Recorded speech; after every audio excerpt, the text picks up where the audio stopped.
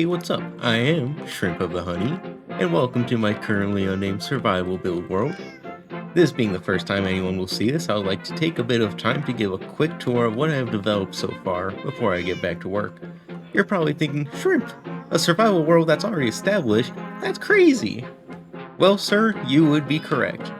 I don't think my early survival process is something that you all would be interested in, and want to make sure my building is the premier attraction of what I do.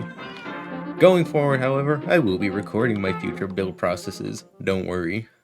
We'll start by taking a look at my world from the view of my wonderful balcony, giving you all a quick look of what I've been working on before we take a proper tour. As you can see, this area is a nice plain in between a few mountains, with each hill representing a different style.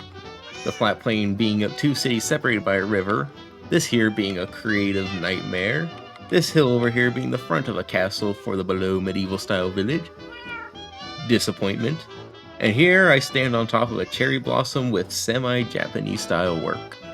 An interesting issue you might see here is the clashing styles, most notably between medieval and New York just across a river. That is a valid issue to have and is part of my challenge for this world. See here, last time I attempted a survival build world, I made the mistake of locking myself to one build style, which led to heavy creative limitations and a very low amount of build time. With that in mind, this time around I have chosen to challenge myself by 1, allowing whatever I want to be built, and 2, making sure whatever I do connects naturally. As of right now, I'm still early into that process, so it's still scattered and weird, but this is something that will take time and expansion, most likely a whole episode dedicated to taking care of that problem. Anyways, I've been yapping for too long, and I think it's time to get a better look at what I've done here. Quick side note, this is a multiplayer world, meaning there are a couple cases where a build isn't mine, but I'll make sure to take note of that as necessary. So, shall we begin? We'll start by stepping back into my original base of operations, a simple cherry house that gets the job done. So good that I still have not moved out into a much needed larger base yet. Stepping outside, we'll find the original spawn area of this world, featuring a basic farm, my nether portal, a floating island, and of course, what every world needs, a courthouse. Taking a look inside, we'll find exactly what you would expect inside a courthouse. A courtroom. And, yeah. That's cool. It's, got a jury. You know, sometimes inspiration strikes and you just gotta deal with it. Anyways, not much to see here, so let's move along. Before moving ahead, we'll be enlisting the service of my wonderful horse named Skizzleman. We'll be first going through this here double tower gate, separating the open spawn area from the start of a small town street, originally inspired by the idea of an old Japanese town. This is where I picked up a city building addiction. The goal here is to work on something small scale while maintaining nice detail, as well as feeling like a densely packed area with claustrophobic shop fronts and heavy vegetation all along the pathway. This is the only part of the city so far, but I very much would like to continue work on it in the future, despite being slightly similar to a theme of a different project you'll see soon. Across the path, we'll see 4 builds that were built by a friend of mine. First, this nice house here, done with a few touch-ups by me. Then this tower over here, and another house, all being done 100% untouched by myself. And down this pathway here, we'll find a man-made cave with the purpose of housing a super smelter.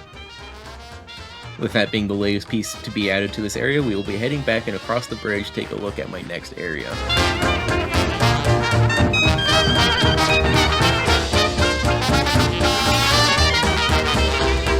This here is my work in progress main base of operations. This project is a challenge for myself to build something original, as I find myself too often relying on other references or very specific theming for what I do, as well as being used for a bit of texturing practice. The build itself is a sort of a mansion, but not really. I genuinely have no idea what to call it, but it's got a big cherry blossom growing out of it. That's pretty cool. I'll be putting a lot more focus on this thing very soon. Do come back to see this become an actual build. Heading on down the hill, we'll move towards what I like to lovingly call the unnamed Oceanside Medieval Village that is on a river, with this Oceanside medieval style being possibly my favorite to work with, and the nearest ocean being many blocks away. Fortunately, there are currently 2 complete village buildings so far, but that is due to the challenge for this area. Each building is going to be standing on their own with unique personalities, while also being very well detailed, the sort of work I need to complete one at a time in a creative world before giving them a permanent home here. So let's pass through the work in progress gate, which I'll talk more about when it is finished, and take a better look across the river.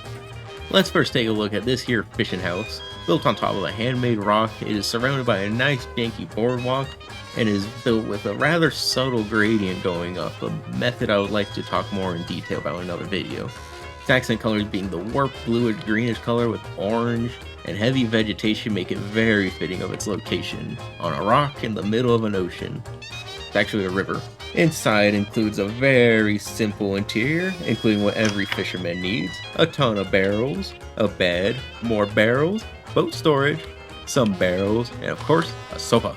This here is the Shrimp Tavern. Using a similar palette to the previous build, it is an important piece to any functioning village. Inside has a more fleshed out interior, including lots of seating, a jukebox, a bartender, a pool table, organic material, with a second floor with more people space and 2 patios, this one here having a fantastic view across the river, and the other a view right into the village.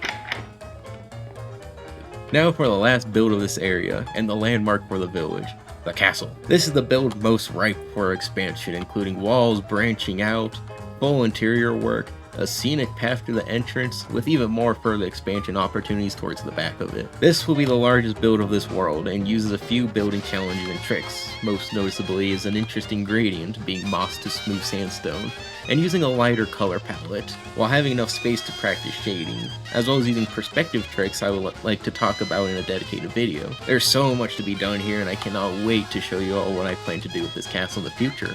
But for now, it stands as a fantastic central landmark for this entire world. Finally, we will be taking a look behind me for my current pride and joy. Here we have a Havana/New York style city. Before heading over, I'd like to explain what's going on here. This is a very modern city in comparison to what has been seen previously. However, from what you can see here, the work has been based on something you would expect from something built around the early 1900s, going for that old American style.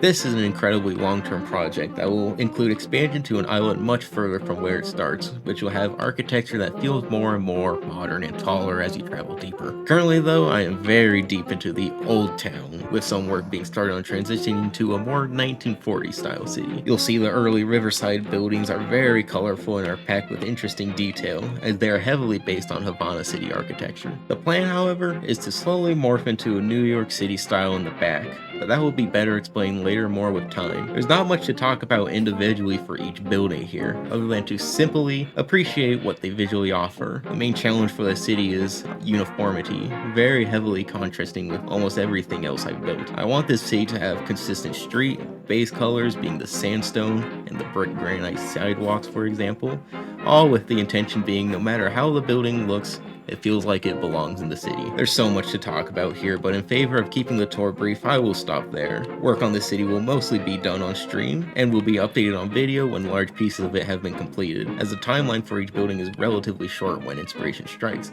And believe me, there is a lot of that inspiration here. One more quick thing to address before we say farewell to our short time together is the spirit Halloween. Simply put, some folks on the server got too ambitious without tempering expectations and left a project abandoned way early into its process. It is something I will be talking about in more detail very soon, so stay tuned if you are interested.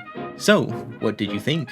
This would in fact be my first rodeo here on the YouTube, and I'd like to keep this one nice and simple. If you somehow found this and made your way all the way through, first of all, thank you.